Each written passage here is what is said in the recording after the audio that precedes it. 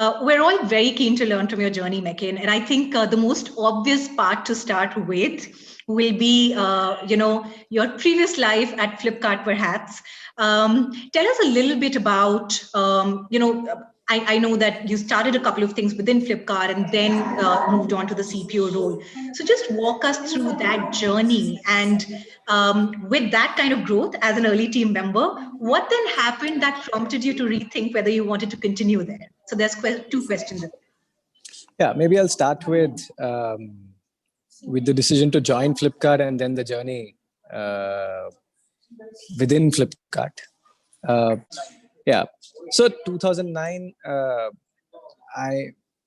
as in the previous startup I was working with and running the India Dev Center had been acquired. Then Lehman Brothers happened. For a year, I continued to run like the Dev Center for an American company. But by then I had tasted what it felt like to build products for customers directly. And that I felt was a large calling. And I was looking for an opportunity to be able to start something of my own, ideally for Indian consumers. Right? As somebody who had been building products for American consumers or global consumers, right, at Yahoo, and then startup post that, I was like, yeah, we can build stuff. We can use technology and internet to drive things, to do things for Indian consumers. And I was hoping to start up, but I was open to meeting interesting people. A common connected me to the Flipkart founders. We had a couple of conversations. I loved both the ambition and the audacity, as well as how grounded they were in trying to build a company that put customers first, right? That made, that believed that it will grow if it served customers well. And it's not something I had heard or experienced in India. Like in my middle class upbringing, I had seen me waiting on trunk calls or waiting for a scooter for months together because you had a long queue. And this is like early liberalization or pre-liberalization time frame. So to have a company, to have entrepreneurs thinking about like, hey, how can you grow by serving customers well, and how can you serve them fast? So initially there was a lot of focus at Flipkart to speed. I think that attracted me a lot. And having met them over or dated them over a month, realized that, hey, I was happy to join the team and took on the role of running technology. So I was head of technology for a 2-engineer, couple of interns team. We were working out of a 2-bedroom house. Fast forward, I think the most pride-worthy professional achievement happened there, which is to actually build that technology team. As in moving from doing things on Excel to building systems to, as in the website going down every night for a couple of hours because a database upload had to happen, to a website that could handle big billion days, etc. So I think building that core tech team was really my proudest achievement. And while I'm proud of what it did to the startup ecosystem, what it did to the idea of technology being used to serve Indian customers, I feel the talent that came together, which is now going on to do amazing things across the Indian internet ecosystem. I feel very, very proud of that.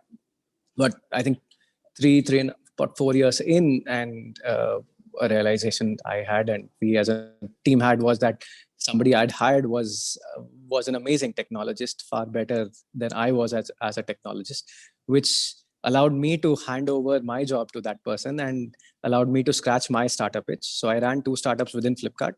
One was building a payment system and a payment gateway, and the other was doing digital media. And I was having far too much fun on the side, 10 months in, and the founders asked me that we've tried 3 HR leaders over the last couple of years, and we just don't seem to be making headway. Tu karega kya? Right? And it's, in hindsight, it's easier to understand. Like for me, people has been an anchor. even when I was the technology head, like I said, I was more proud of the team than the systems that we put together. So setting culture, setting processes, those were things that I enjoyed, cared about. So I happily took that role, despite most people thinking that, hey, that sounds like a demotion, which is something that a fresher in my payments team told me, that, Mekin, why would you take that job? But I think in hindsight, it's much easier for me to see that I cared about people succeeding.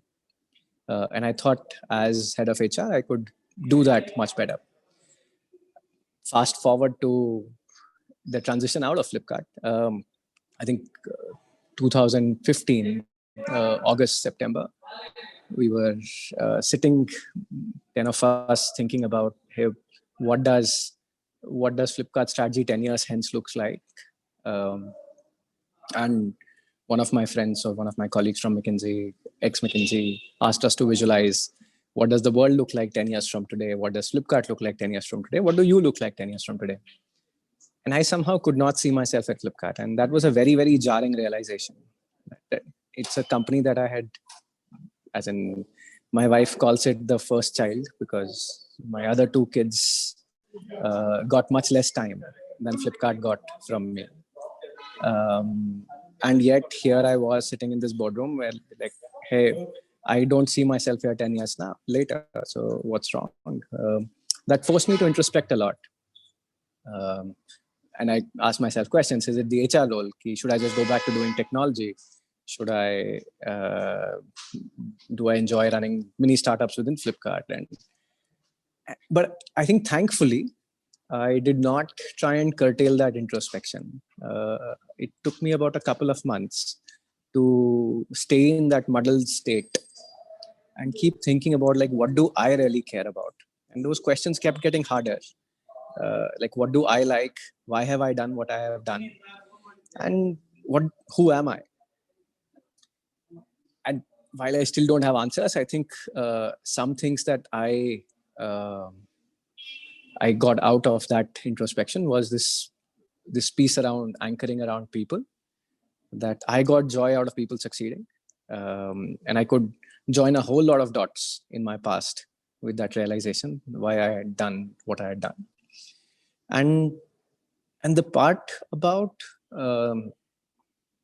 Flipkart's financial success having enabled me to have had, to feel free of my responsibilities. Like, as a middle-class Marwadi boy, I felt responsible for my parents, my family, and I think I hadn't done the maths then, but I felt like ki ho gaya hai. Matlab, we'll manage. We don't necessarily need to earn money to keep us going. I think that freedom allowed me to then venture out a lot more about ki theek hai, if now I have to figure out what I can do, and if people are what I care about, then where does it take me?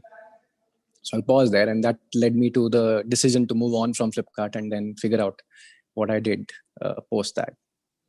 So tell us a little bit about that figuring out. What was post Flipkart pre-Udyam like? Yeah, so my conversation with Sachin was like, he asked me, have you thought about what will you do? He said, and back then I said, I have three ideas in mind. One is, there's a whole bunch of things in the startup ecosystem that Flipkart's gotten right. And I wish that the Indian startup ecosystem can get those much faster instead of all startups going through the learning curves and falling. So that's one piece I could do.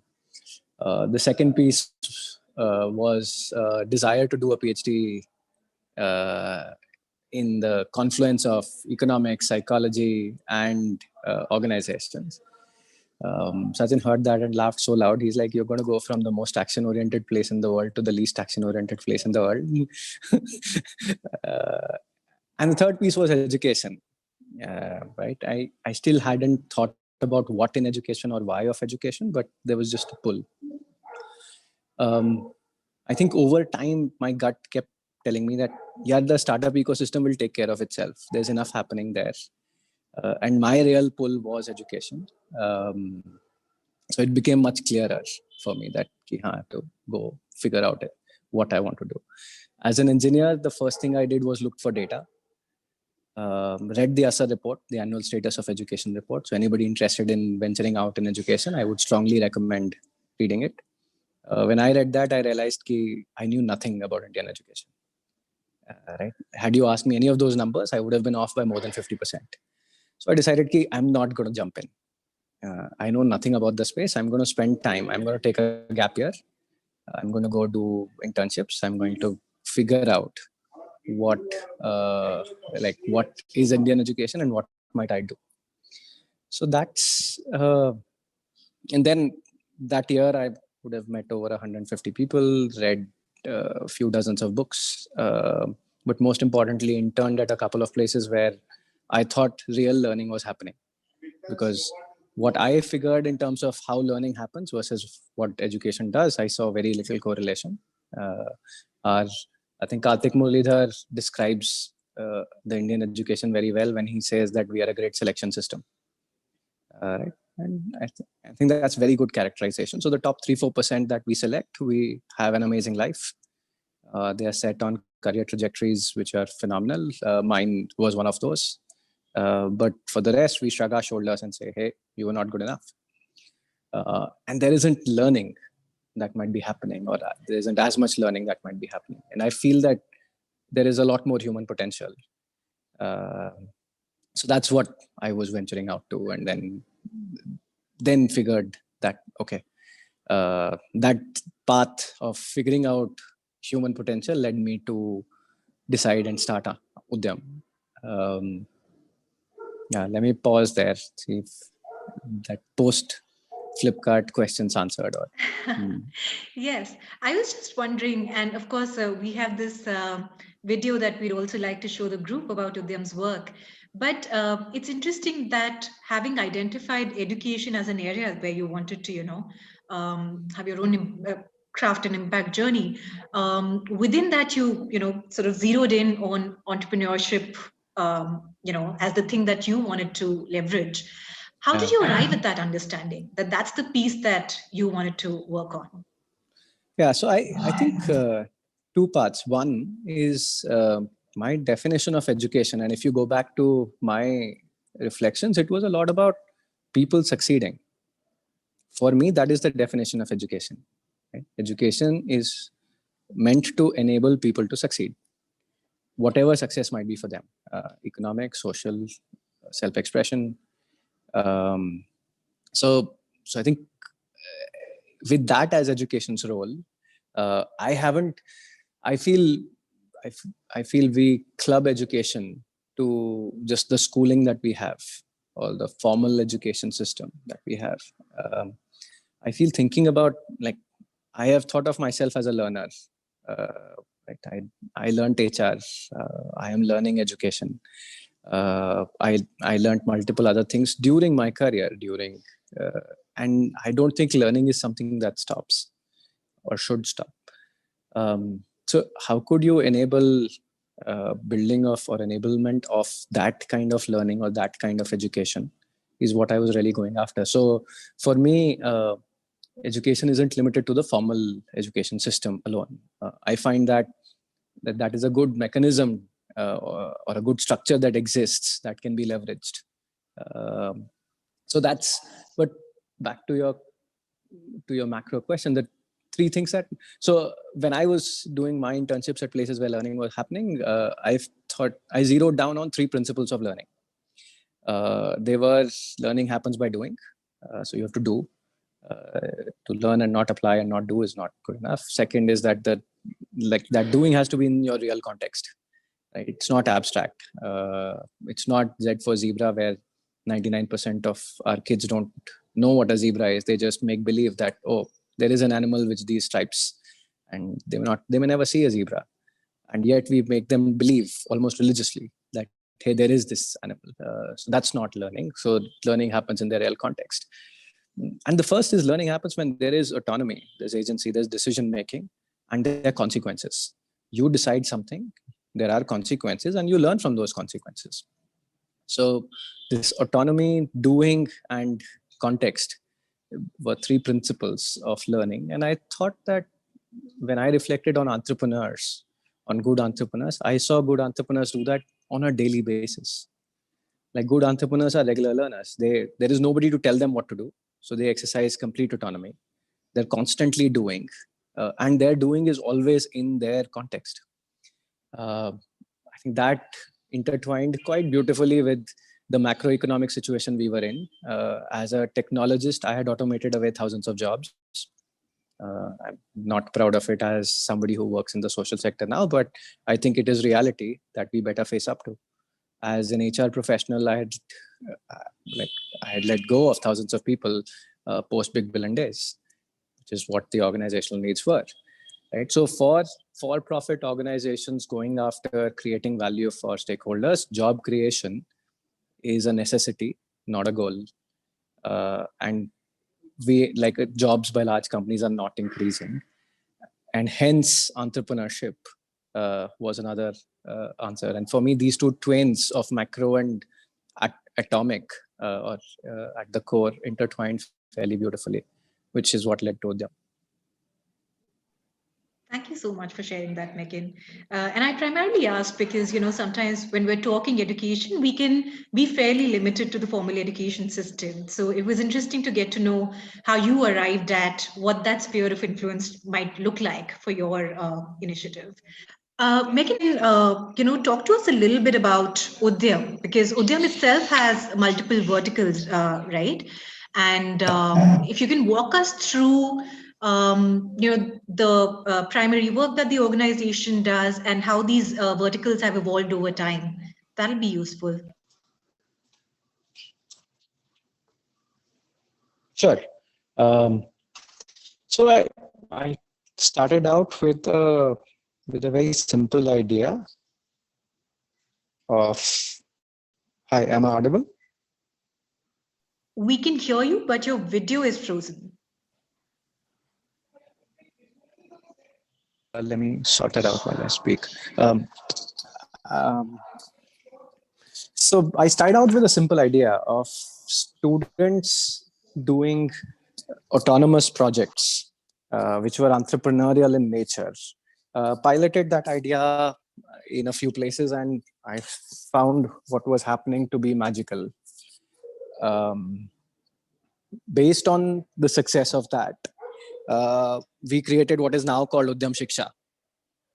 And one second. Is the video better now? Okay, yeah, thank you. So Udyam Shiksha's core objective is to enable young people to build entrepreneurial mindsets.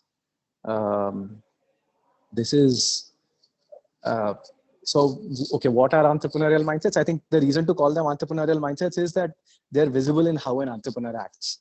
And I'll tell you a couple more things about why I label them as entrepreneurial mindsets, which is another new term that you have to create or you have to help people understand instead of using existing terms. And I think that's actually worked out fairly well for what Udyam has done and how it has done it.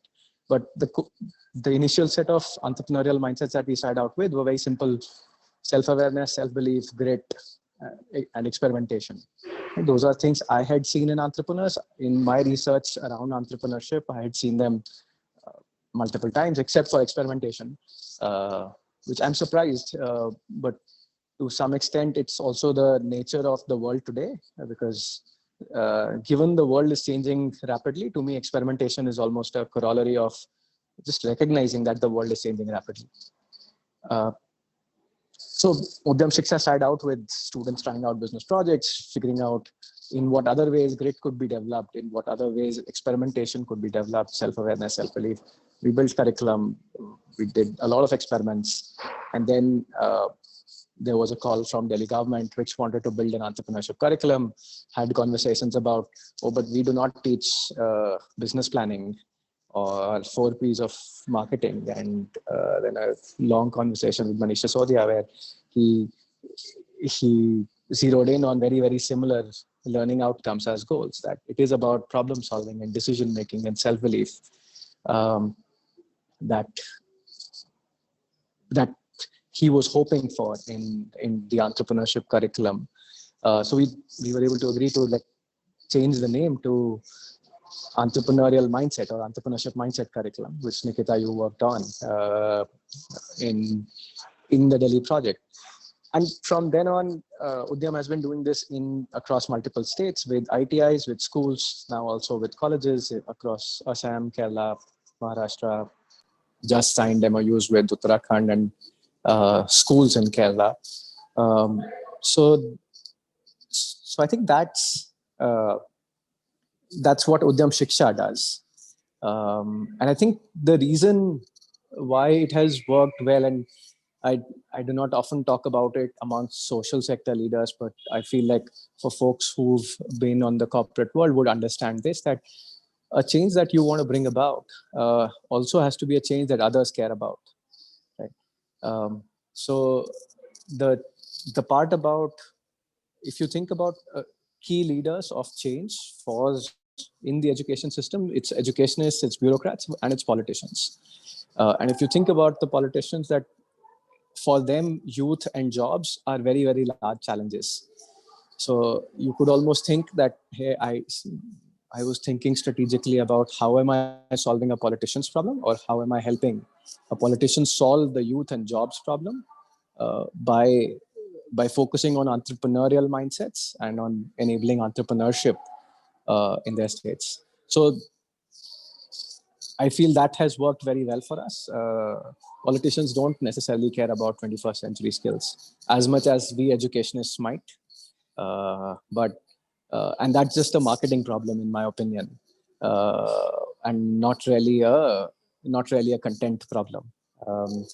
So that's one part of what Udyam does, which is Udyam Shiksha. The other part of Udyam, which is Udyam Vyapar, was to work with small business entrepreneurs, the chai shop at the corner, the person who irons your clothes on a tailor, women running small businesses from home, and figure ways in which they could grow. I think the realization that a very large number of young people eventually are going to end up starting what are called necessity enterprises. So you're running a business because you couldn't find a job. And that is seen as a failure. And there isn't necessarily a growth mindset there, or even like tools and access to tools on how could you grow your business. So that's what Udyam Vyapar started out with. Udyam Vyapar is younger than Udyam Shiksha, yet to figure scale. We have a few experiments and pilots that we are super proud of, like enabling entrepreneurs that do ironing to shift from coal to LPG as an energy source, which has led to them earning over 6,000 rupees more per month. Similarly, entrepreneurs starting to set goals and pursue those goals, which has led to 75% of them increase their income. The premises are fairly simple, which is that most small business entrepreneurs do not use what I would call the 5 growth engines that most companies do: marketing, finance, technology, HR, and professional execution. And if you could enable small businesses to be able to use these engines of growth, they could grow a lot more and not be wiped out or not struggle. So that's briefly about what Udyam does, Udyam Shiksha and Udyam Vyapar. Yeah, thank you so much. And in fact, I remember a conversation where you were talking exactly about these things, the fact that there are some very basic skills to running an enterprise, whatever size, which need to be democratized in a way, right? They are available to us by virtue of our privilege and where we are in life. But the same thing can, those same mental models and basic skills can enable so much growth for everyone. So that's lovely to hear about. So when you look back at Udyam, the way it's grown over time, what do you recognize as some of the key milestones in this journey? I think the beginning or the first pilots are obviously very fond memories and very large to see validation. In the quick small story, the first experiment we ran in a school where students were running business projects, one of the teams decided to sell watermelons, and I was quite disappointed that I expected them to do more, and that's just my biases were playing out. But on day 4, this team had found yellow watermelon and sold yellow watermelon. Um, Back then, I did not know yellow watermelon existed. Uh, and it sold like hotcakes. And I felt a huge sense of validation that, okay, if there is autonomy, young people are able to figure out interesting or innovative things to do even with watermelon. It wasn't something that they were told to do. They were just figuring out what they could do. And I think right from there to the next big milestone would be the Delhi curriculum, which helped institutionalize this. Because even before that, a large realization was that our young people are super busy. So if something is not in the curriculum, something is not in the timetable, it's very, very unlikely that it is going to get pursued. I had done enough weekend courses. We'd run a program actually in a girls' hostel where you'd go after 7 p.m. and run the course there. So we tried all kinds of models, but there just wasn't mind space or even basic physical energy that young people would have for doing this. So this piece about it getting institutionalized, and Delhi provided that platform. I think the bonuses were that political party then fighting election on the basis of education and winning, which meant that within a few weeks, a lot of other state governments wanted to figure out that, hey, what have these people done in education? And a lot more doors opened. There was a lot more willingness for people. So I think that's definitely a large milestone.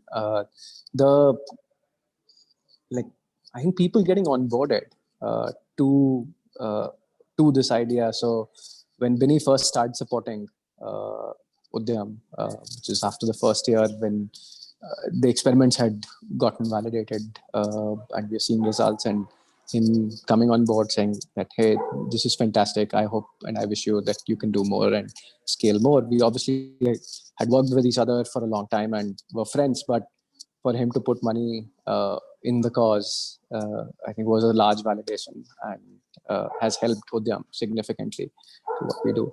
So I think these were large milestones.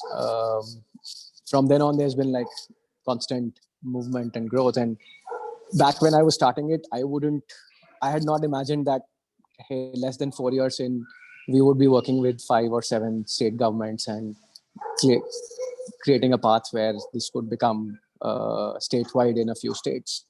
So I feel both lucky and greedy that, hey, I have to make this luck count. That we've gotten a lot going for us, and we should be able to push and do a lot more. Make the learning experience better, create more learning outcomes, work in more places, enable more such organizations to be able to do this work. Yeah, and that drone model, of course, helps replicability across. Hopefully in a more easy manner than we saw in Delhi. But the part that I want to dig a little deeper into, McCain, is partnerships. Just a couple of minutes back, you were talking about how the government might have very different goals, right? So even right from the time you've pitched it, convinced them, actually gotten that MOU in hand, and then bringing other stakeholders on board, right? Donors, all sorts of partners. What have you learned about being able to build these partnerships, especially the trickier ones? I think everybody struggles with government and donors both. So what has been the learning from there? I don't think I have the right to comment enough about donors. Right now, the people who contribute to Udyam are primarily what I can call friends and family. It's only now, as in more recently, folks like McKinsey, JPMC, others have started writing checks to them. So it's a lot more nascent. I feel I have a lot to learn as a social entrepreneur in terms of how do you partner with donors, how do you raise funds. I can comment a little bit about working with governments. I feel in general with partnerships and especially with governments, it's good to have a clear set of non-negotiables. I think is in some sense partnership 101, but for us, realization that time with students in the timetable was a non-negotiable. And while in Delhi came about easily because there was political will. In other places, we've negotiated hard that we need the 2 hours with the young people, and we need it to be part of curriculum, and we don't want it to be an option on a weekend or something that just exists outside. So having a clear set of non-negotiables and being able to work together is very helpful. In an area like education, political will helps things move a lot faster. Large changes, large shifts or reforms are much easier with political will than just bureaucratic will. That said, there are a very large number of progressive bureaucrats. As in, my view of the government was very, very different when I hadn't interacted with folks from the government than it is now. There are a lot many progressive bureaucrats who want to make change happen, and if you can figure out how can you work with them, what are things you could do, they can be great ambassadors, they can be great enablers. Like the Delhi curriculum would not have happened without a few folks in SCRT uh, who were part of the government who were making it happen. So uh, I think often we go in with a very negative mindset about government. And I think government is not a monolith. It is made of people. There are all kinds of people, like everywhere. It is worthwhile to understand where they're coming from, what structures they are part of, what incentive structures drive them. But I feel if you can find common goals, uh, there is the power and scale that the government can offer is very hard to find elsewhere. So I think those are my thoughts. In addition, if you want to move fast, we as Udyam have chosen to not take money from the government. We feel our spend is actually fairly small. It's primarily the team, and I believe I can contribute or fundraise for that. And financial decision making for the government is actually very slow. It is at least 3 to 5 times slower uh, if you are trying to raise or if you're wanting that the government pay you for a program. And it's much easier to co-create with the government so that eventually the program can become part of the government system itself and it's not your program. If it stays your program, it stays external. The chances of it getting thrown out are fairly high. If it becomes a government program, then the government will continue and run it. You can contribute to it, you can keep improving it, but making it a government program that politicians and governments can claim success for, I feel is a great way of ensuring sustainability of the program. Absolutely, and that's what Delhi taught us. So staying with Delhi for a moment there, I know you were previously talking about how you aligned with Mr. Sisodia on the learning outcomes and goals that you were working towards. But if you can help the group visualize a little bit about what that journey was like in terms of did you approach him, or how did the project come about? And aside from the fact that there was a reasonable degree of meaning making and stakeholder management, what were some factors that became core to the design and implementation decisions around the program? Yeah, I think so. This is one fine Sunday where I got 3 WhatsApp messages about, Mekin, how do you do entrepreneurship in schools? And this is like 2 years into Udyam, and I'm like, okay, nobody has been interested in this topic before, and suddenly 3 people are asking me, and it so happened that over the weekend, Mr. Sisodia had announced in his team meeting that, hey, we have done happiness curriculum from KG to 8th standard. Now I want to do entrepreneurship curriculum for grades 9 to 12. And hence people were out figuring out, hey, what is this? And as they searched, they found us. And I think a good part was the 150 plus conversations I had in my discovery yatra helped build connections with people in the education ecosystem, and hence some of them knew what I was up to. And I think I feel when dealing with and working on complex challenges like education or health, which cannot be done by one organization alone, networks and connections are super helpful. So there, that network or connection or their awareness of what I was up to or what we were up to them helped a lot. I feel post that the the design was very entrepreneurial. Initially, what was dreamt of as like, okay, create 10 stories and 10 activities and we launch a curriculum. Uh, and it wasn't, while it didn't feel right to me back then, I think it was important to co-create, to not go about and say that, hey, this is not how it is done and let me show you how. But instead to try and understand that, hey, why are you wanting these 10 stories and 10 activities? And realizing that there was an implicit assumption about lack of capacity or capability, which got Abhishek, who was working from the Delhi government, and me to reach out to a bunch of entrepreneurs and see if we could add more capable people. And organizations then seconded more and more people to join this project. And we suddenly had a fairly powerful team, which could do a lot more and evolved the vision to be very different. Um, but and to have done that alongside with the government, with so insisting that there be mentor teachers who are part of this creation, that this work happen inside SCRT, even though I wish the place was brighter and had better internet connectivity than it does. I think those pieces of ensuring that it stays embedded, it is a government program and government continues to own it, but adding capacity from outside as much as possible, while constantly working with government, was important. I feel what we ended up doing as a result, this collaborative team brought in ways of working which are not government like.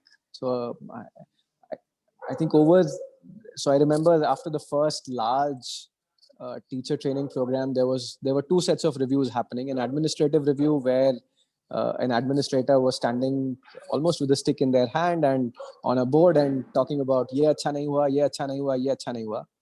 And then there was a programmatic review, which was our team, which was sitting in a circle, and the leader was asking everyone like, hey, what do you think went well? What do you think went wrong? And I see that shift happen inside the government, right? So government officials now starting to become as in more open to feedback, becoming like wanting to get better, right? And wanting to listen. And I feel like that shift is much larger than just the curriculum itself. So the way they then approach how things are done is very powerful. So I think those were my learnings from partnering or working closely with the government in as part of Delhi. Yeah, absolutely. I must say a lot of fantastic memories right now of many shared lunches at SCRT as well. And I will say that I think that was, the whole approach was definitely something that was critical to the success of the program. Because working with the mentor teachers in a way that I don't remember a single moment, apart from maybe some initial adjustment, where the feeling was somebody from the outside is telling us what to do. It was very much a co-creation and a lot of respect for their experience, which actually, given their understanding of that ecosystem and how ferociously they advocated for the children's, actual reality, the fact that these were resource crunched environments and all, these all played in so beautifully into that curriculum. So that was fantastic. So just a question from the audience, I know, while we're talking about Udyam, how did you deliver the programs over the last year while we had the lockdown? Yeah, short answer, we didn't. Right. I feel it's important to be honest. Like there is the politically correct answer of, oh, there is a digital EMC happening and so on and so forth. But that digital program reached about less than 5% of the students we would have reached in person. So schools were shut. There is been very, very little delivery. Though there have been, like I said, there's been a digital EMC, there is digital workbooks.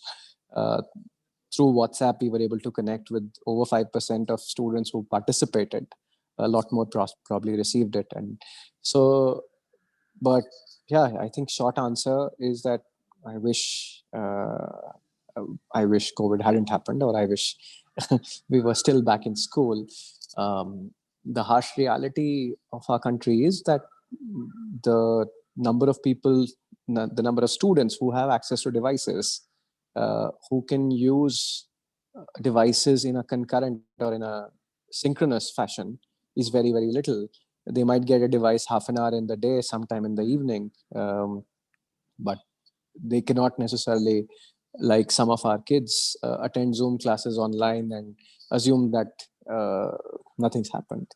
So I feel in some sense the challenges around access and equity became a lot more apparent during COVID in the last year. It made us think and reflect more on what might be other models of reaching young people besides working through government schools. And we've been able to work on a phone-based model or a WhatsApp-based model, which could go direct. So those are things that are in progress, whatever, Pilot++, showing interesting results early on. As a technologist, I've known that technology will eventually play a large role in what Udyam does.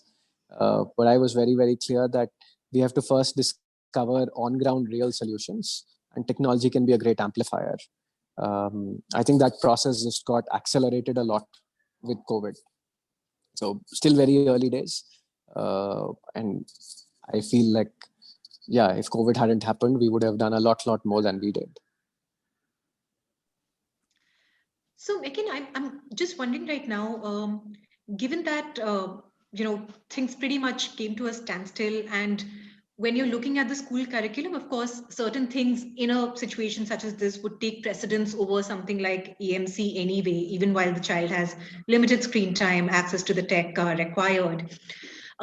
Did that throw up any challenges your way in terms of not just keeping the student connect alive with the program, but also how the government stakeholders were feeling?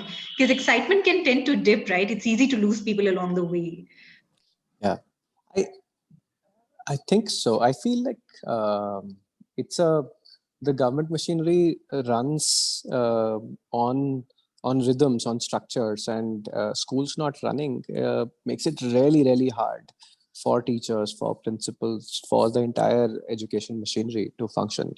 And it's not like nothing has happened.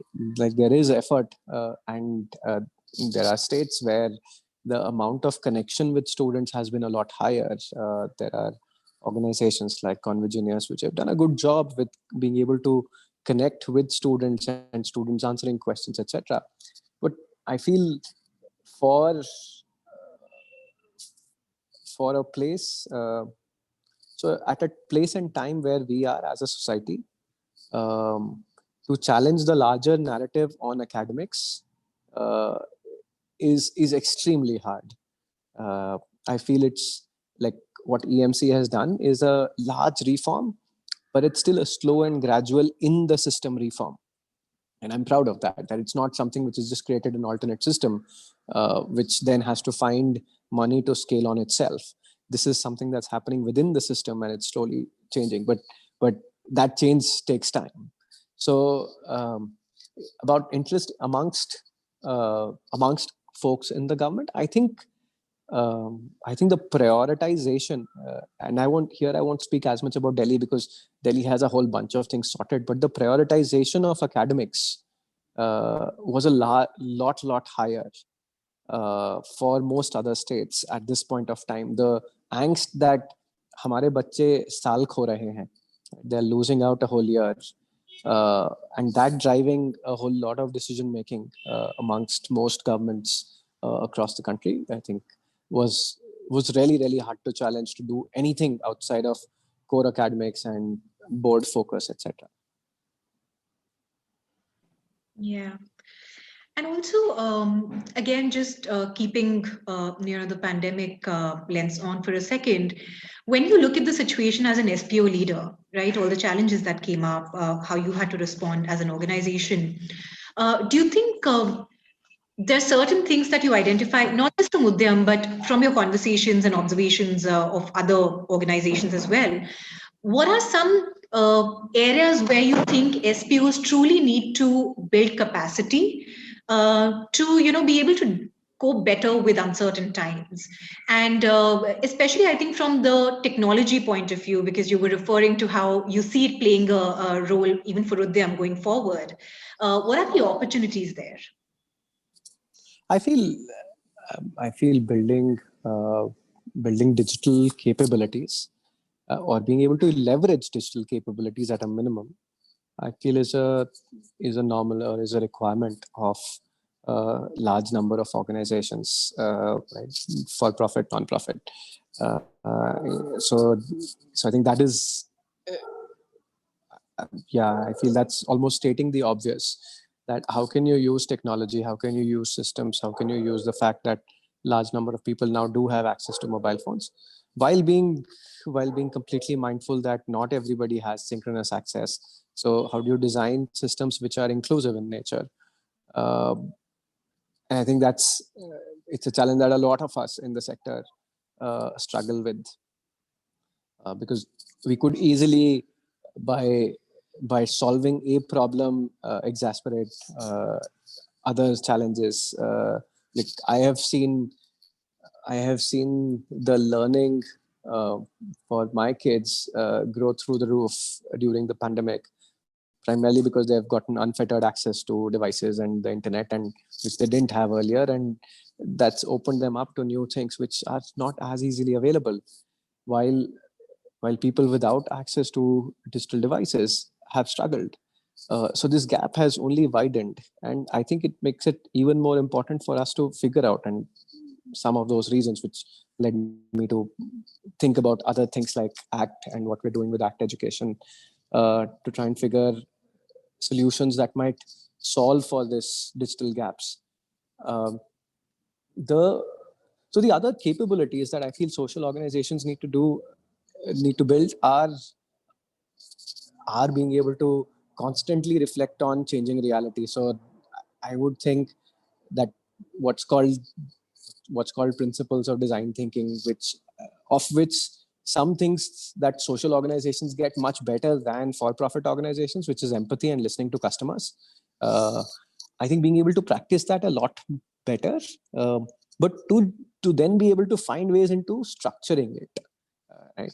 I feel most SPOs understand their customers. I prefer to call them customers and not beneficiaries. Uh, much better.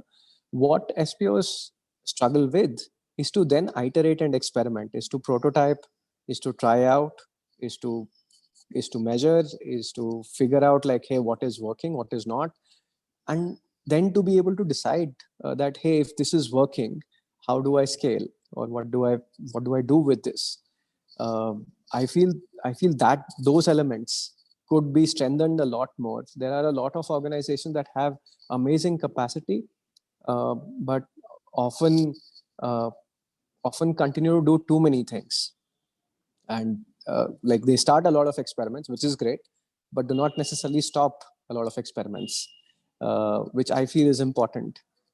If some of your experiments are yielding far better results, and yeah, I might sound like a corporate guy here, but I feel like those are far more effective ways of bringing about change. No, I'm pretty sure that language resonates with a lot of the group that's attending today. So thank you for that.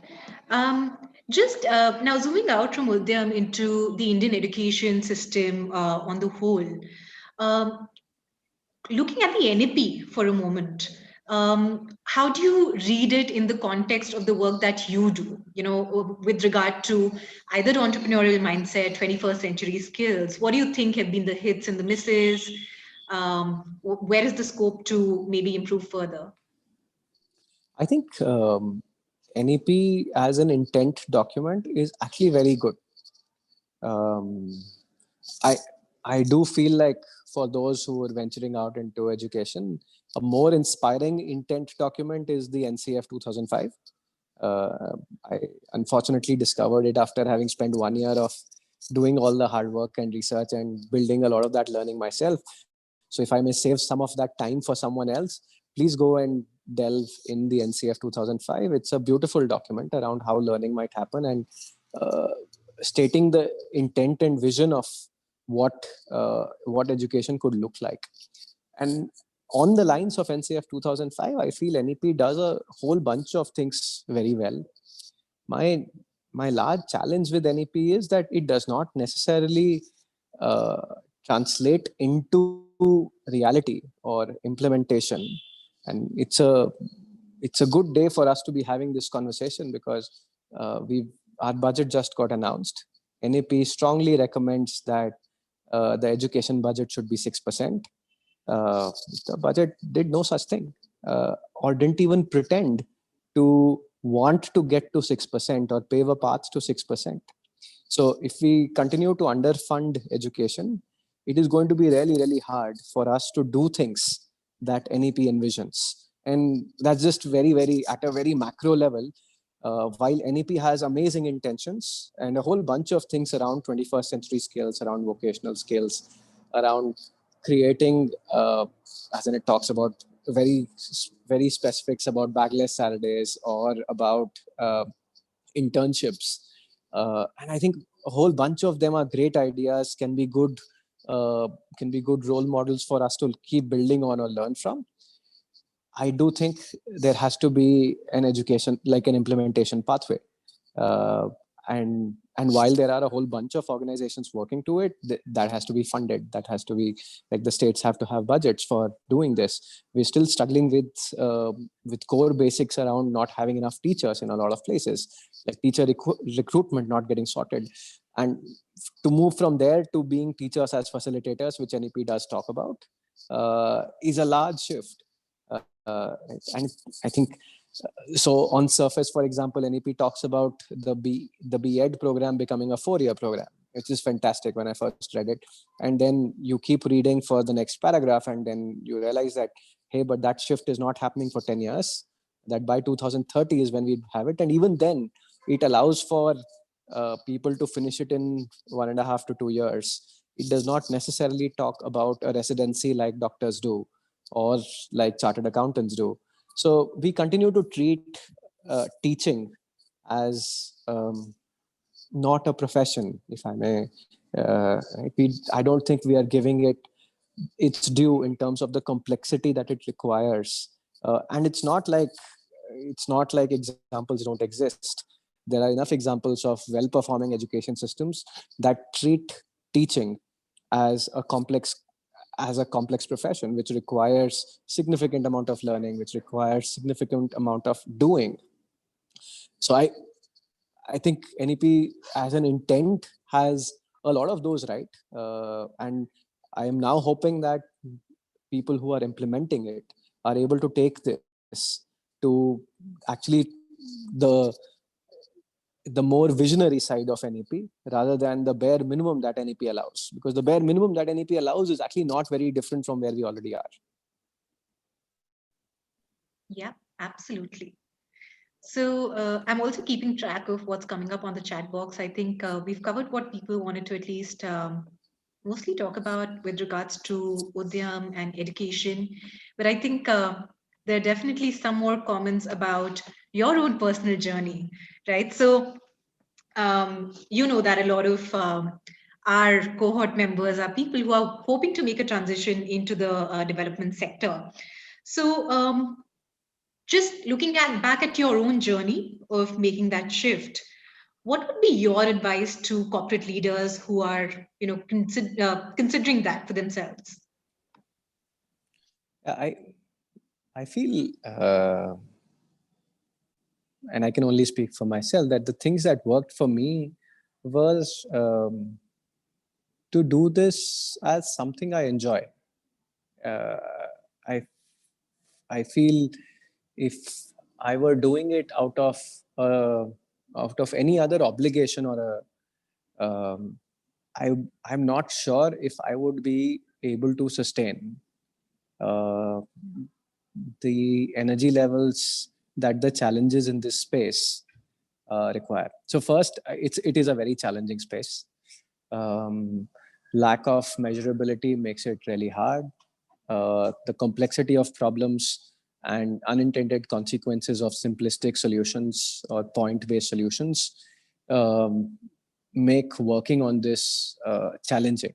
Not to say that you can't apply your problem-solving principles or focus areas or the way you worked in the for-profit world, but just realizing that the canvas is much bigger than the balance sheet of a company. that what you are solving for is much, much larger and much more holistic. Uh, and having the humility to learn, especially about the context that you may want to operate in. So I'd say figure out what you enjoy, because it is going to be a tough ride.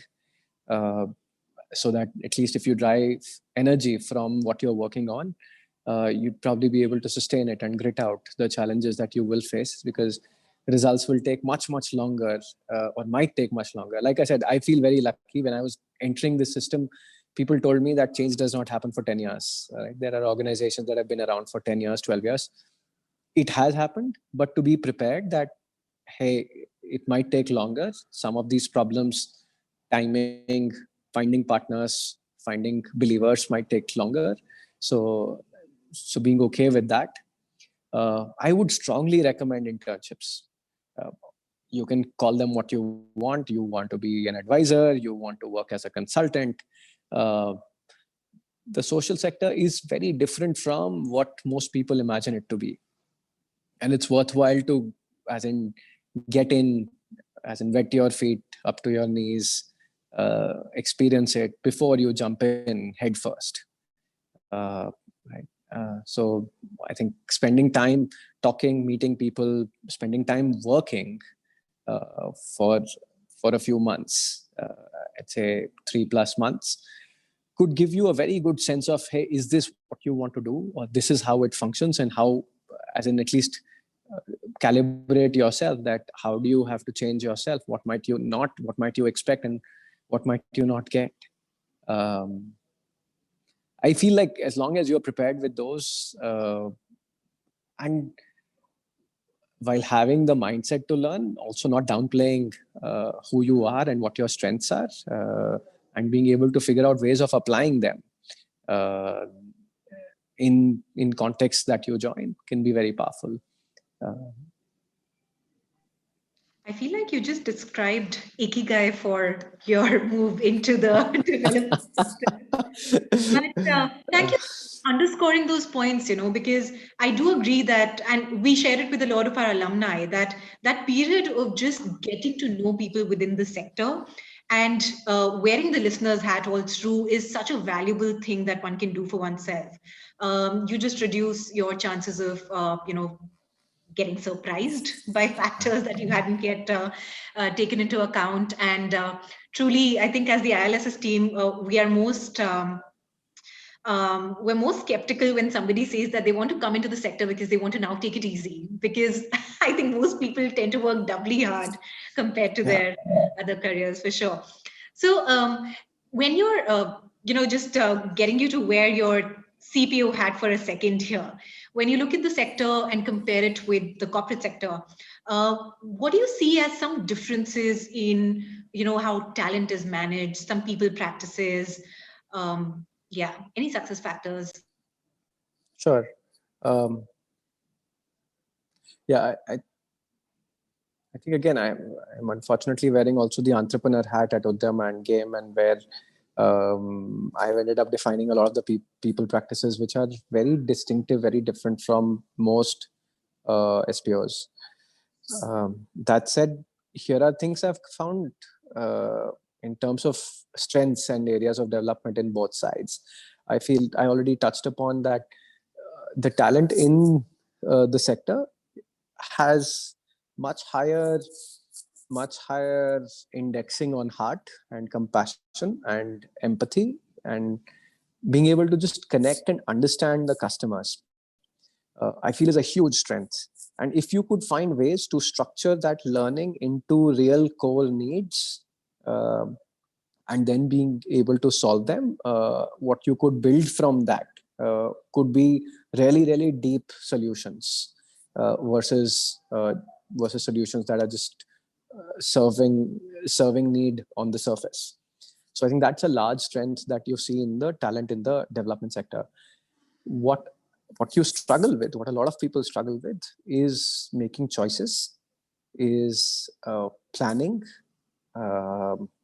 is being able to visualize ambitious futures, both for people, for organizations, like in some sense, like dreaming big is a mindset that I feel is low uh, in the SPO sector compared to the startup sector, where I had to keep asking people like, okay, you have this large vision, but now show me the evidence or show me your understanding of the customer, and I would get nothing in return. So those are two extremes, where here there is much deeper understanding of the customer and their needs, but not necessarily as much of envisioning and focusing and prioritizing a one area that you could go and create a lot more value and impact in.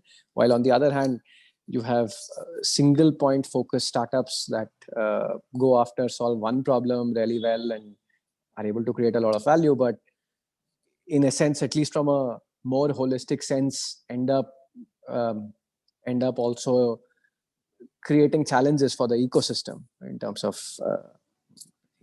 ecology or social responsibility. So economically it works very well, and from a growth point of view, what startups do work very well. I think the compensation practices are very different. The way organizations look at performance is very different, and a lot of this is linked to that overall monitoring and evaluation, or just being able to measure impact, is far trickier in the development sector. In the for-profit sector, you have a lot more standardized methods of measuring of how well are you doing, whether you're a startup or whether you're a profitable business. Or but in the non-profit sector, it's really hard to figure like, hey, are you doing well? Are you not doing well? Are you doing well only if your funder applauds you or you get more funding? Or are you doing well when a child goes on and does something 5 years later? So I think some of these challenges make performance management a lot trickier in the SPO space. I feel there are much fewer companies that invest in figuring out like, okay, if our larger outcomes will take time, what are early indicators and what do we measure? And at least starting out with hypothesis and then constantly improving on them. I wish a lot more organizations did that. I do think that there is something that the SPO sector gets, which that for-profits don't, which is a lot of the change has to be deeply felt, has to come from within you. So it's not something that you are doing intellectually. It's not just a system that you're gaming, but it is something that you're being. It shouldn't necessarily get in the way for you to grow an organization and to implement stuff. But I think the authenticity of it is much higher if you are feeling the change and if you are driving the change from within. I have hence also struggled, like a lot of SPO founders take this possibly to the extreme and are less ambitious because they feel they haven't yet achieved the levels of authenticity and integrity that they hold themselves to. Thanks so much for your candor on that. I'm going to tack on another question to it, and it's just because I think that the sector itself is sometimes, it can seem a little ambivalent about how well corporate talent can do here. What from the people that you have seen making that move, right, and maybe some opportunities that you see within the sector for corporate talent to actually add disproportionate value, or complement the skills that already exist within the sector, because let's face it, there's plenty of amazing work happening. What do you see as the opportunities, and what's your opinion on that relation? I feel a lot more corporate sector folks being welcomed in the sector of late. I think the trajectory or the trend has changed quite a bit over the years. There is a lot of willingness, including amongst organizations run by founders who are not from the corporate sector. So there is definitely a lot higher openness and willingness. for corporate sector. I think the areas where the social sector struggles with, which a lot of corporate sector folks could start adding value very quickly, and which are explicit areas for most organizations, include fundraising, include partnerships, include storytelling. Like very few social organizations get their story right, and like I feel they don't necessarily invest enough in it. They don't think about it, and how could it be communicated crisply better. So I feel if you are from a marketing, communication, stories background, you could add tremendous value to a very large number of nonprofits. Similarly, if you are from the sales side of the world, you could add tremendous value in partnerships and fundraising to organizations. And these are very large felt needs. And these might be easy starting points. Technology is a lot trickier. I feel that a large number of social organizations could use technology a lot better, and they want to. But like even in my own experience working with a few founders closely on their technology journeys, very often the founders do not necessarily engage in the technology conversation deeply. So their understanding of what it might take, how somebody might add value, etc., do not become deeper, or the need and what technology might do, the understanding is not nuanced. So that might be an area where there might be more challenges, or the journey might be more challenging, might require more grit from both sides to make those relationships work. I feel a lot of organizations could do better with better people practices. So if you are coming from the HR world, that's something that you could add value in. And again, think about solving explicit and stated needs first, before figuring out how you might bring what you know from the corporate world into this system. Because I think in the process of you solving stated needs, you would both learn a lot more about these organizations, as well as gain the trust and credibility that you will need to drive changes in organizations. So those are some areas where I see large needs. Planning and strategy also are large areas, but again, like with technology, I'm not sure in how many organizations is it a felt need. I do think a lot of social organizations could benefit from talent working in strategy and planning. But I'm unsure about, like, if an entrepreneur doesn't feel that as a need, or doesn't necessarily engage deeply in it, I don't know if that relationship would work easily. Yeah, we always say fundraising is the best thing you can perhaps start with for the sector. Of course, some other areas as well. So anyway, thank you, Mekin. I think this is super useful for people, just thinking about their own journeys. One thing we haven't yet had a chance to discuss with you is GAME. Tell us about that. And for the audience, it's the Global Alliance of Mass Entrepreneurship, which also Mekin has co-founded. Yeah, so I think I was interacting and meeting with people around entrepreneurship and discussing what we do at Udyam. I met Ravi and Madan, who were, I was also on the board of Madan's company that drives entrepreneurship in rural parts of the country. And we were figuring out, like, the current models of just thinking and the narrative around jobs, and that the belief that large companies will create enough jobs eventually. And to most of us, it was fairly apparent that that's not happening. Right? That's not something that is that's going to solve anything. And I think of the GAME journey as very serendipitous, where we said, okay, if we believe in this, then can we fund a research? And then we figured out, and then we funded a research, and that research showed up very interesting results.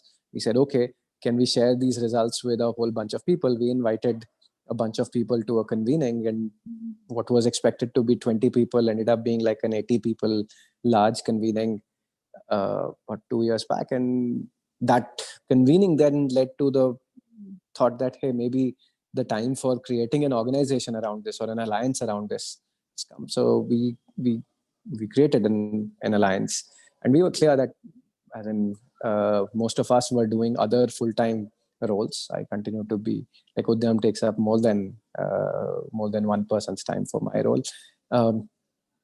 So we wanted to do this as an alliance. We wanted to do this as something that we work together on.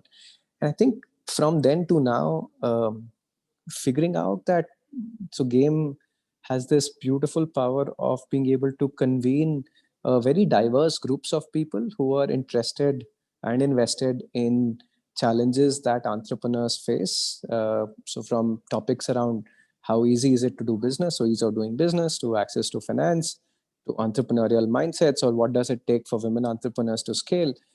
I feel we've been able to convene people together and create task forces that we are basically a facilitator or an enabler for. And then there is those groups of people who are going about and solving large challenges, where game is at best a home and a secretariat, or providing enablement. Is how we visualize ourselves. There are a few areas where we have points of views.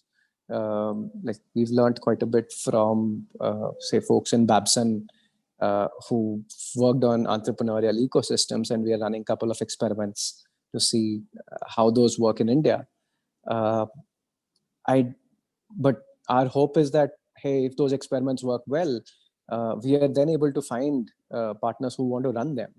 We don't see game as an operating organization like Udyam is. So that's a quick brief about game, and I feel it's, as an entrepreneur and as a doing entrepreneur, I still think of myself as a misfit at game sometimes, because I am myself learning about how to operate in this alliance and network model, where you are one of many organizations and folks who are working on this problem. But I think both intellectually and now slowly through experience, I've started experiencing the power of that collaborative. And I'm hoping that I can let go of my ownership / responsibility mindsets and play a lot more with my like flow, and hey, let's see where the group takes it rather than where I think it should go. But from the current indicators, what do you think the roadmap for game might look like? What might it evolve into? I think the chief areas that game has task forces focused on are ease of doing business. How do you, and within that we have a fairly strong agenda on the laws around business in India, especially for small businesses, are extremely harsh. Like you have 11 basic licenses to start a very small business. And that just goes on and on in terms of, so overall there are 1700 laws, state and central, together, that like a 10 to 15 people business should ideally be in compliance of, which is impossible. And there's a need to simplify them. There's a need to decriminalize some of them, because so that you're not being bullied by officials on ground, because that's actually how most entrepreneurs experience the government. And there is a need to digitize them, right? Like make it much easier for people to be able to access and use single platforms that can serve simple licensing or clarification needs.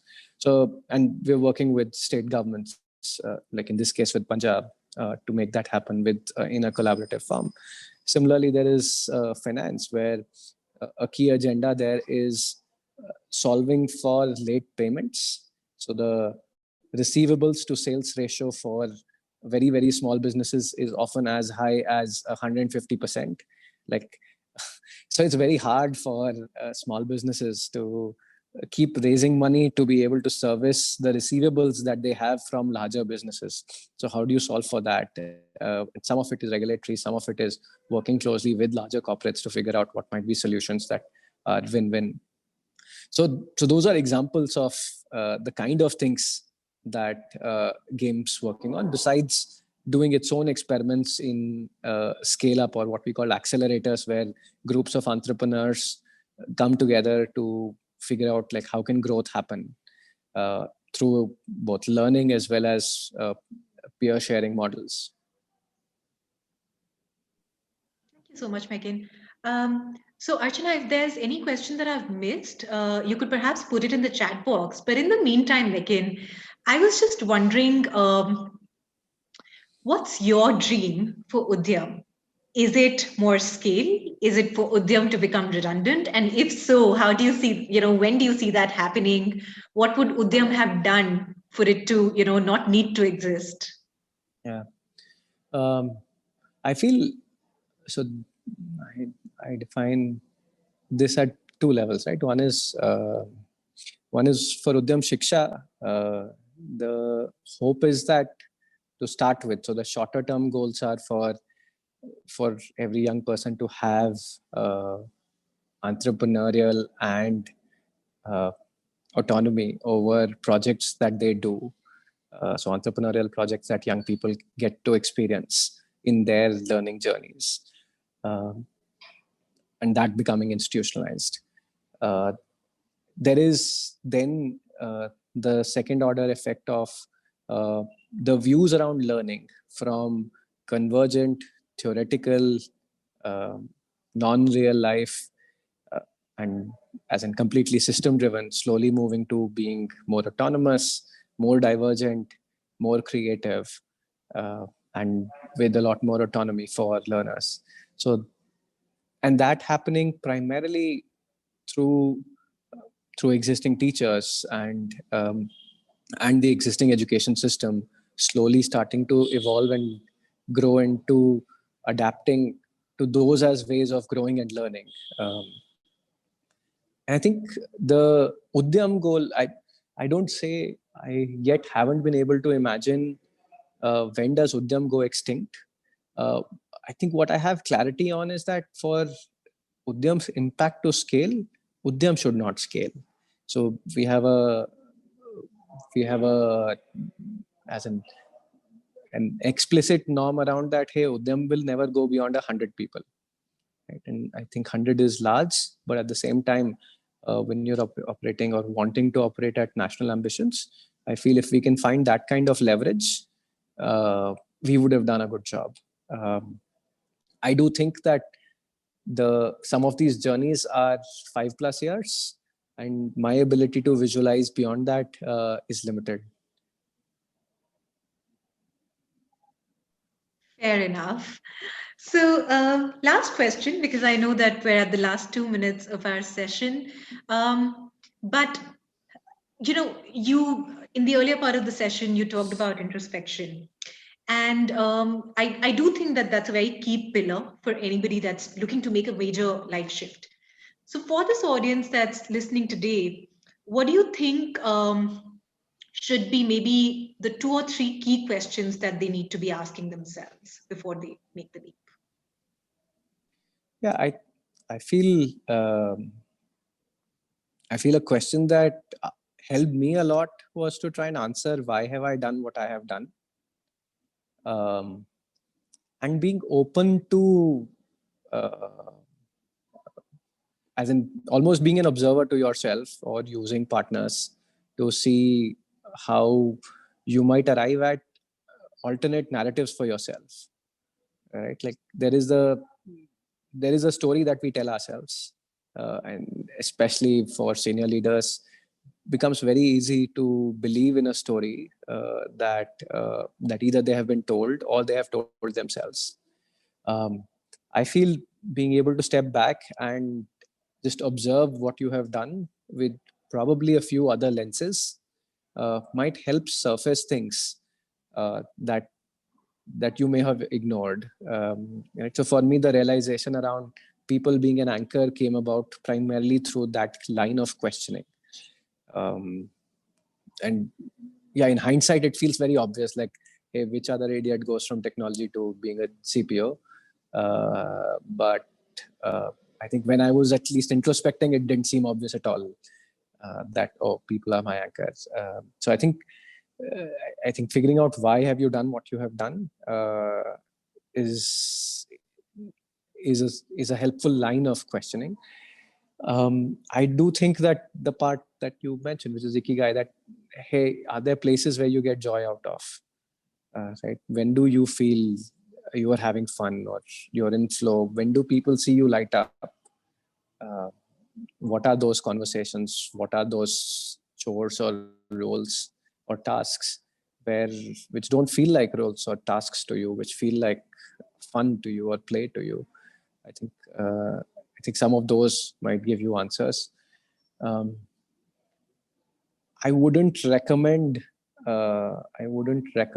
going at this only from the intellectual lens of what are the largest problems to solve. I think that's an important lens, but I would suggest that you pick that after you have answered some of the personal questions. That once you have your personal answers, then I think in every space that you can think of, there are very, very large challenges to solve. Whether it's health, whether it's climate, whether it is, but I think arrive at it based on who you are and what you care about, and then I think then feel free to use your corporate analytical mind to arrive at, like, hey, this is the way to solve it. This is the way to market it. This is what I should be doing. Fantastic. So start with the self. That's great learning. Thank you so much, Mekin. This has been an absolute pleasure. Thank you for making time. And I know that you had to even shift rooms multiple times during the conversation to just find some peace and a quiet corner. But this has been really insightful. And thank you for your candor, both in sharing your work and your personal journey as well. I think it brought up a lot of key themes for us. Thanks, Mekin. Have a good evening. Thank you, Nikita. You too. Bye, everyone.